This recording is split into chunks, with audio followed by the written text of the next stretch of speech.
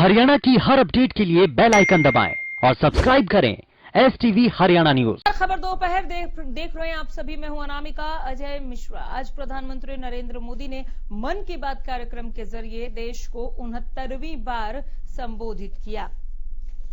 इस दौरान पीएम ने देशवासियों को एक बार फिर कोरोना संक्रमण की याद दिलवाते हुए कहा कि हम ना भूले, जब तक दवाई नहीं तब तक ढिलाई नहीं।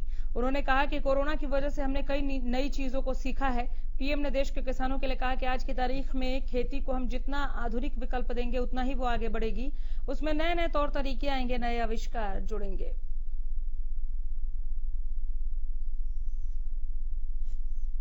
मन की बात में बड़ी बातें रखी प्रधानमंत्री नरेंद्र मोदी ने, ये कहते हुए कि हम ना भूले कि जब तक दवाई नहीं तब तक ढिलाई नहीं।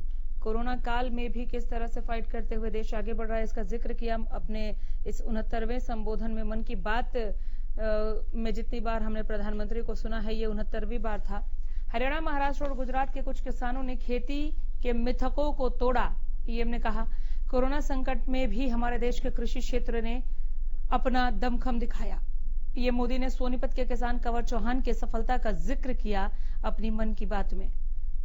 फल और सब्जियों को एपीएमसी से मुक्त करने से किसानों को फायदा हुआ, यह भी बताया। पीएम बोले, विपक्ष के विरोध के बावजूद किसानों के हित में कृषि बिल को पास किया। कई जगहों पर बिल को लेकर विपक्ष राजनीति कर रहा है। प्रधानमंत्री ने कहा कि गांव किसान कृषि क्षेत्र है, आत्मनिर्भर भारत के आधार।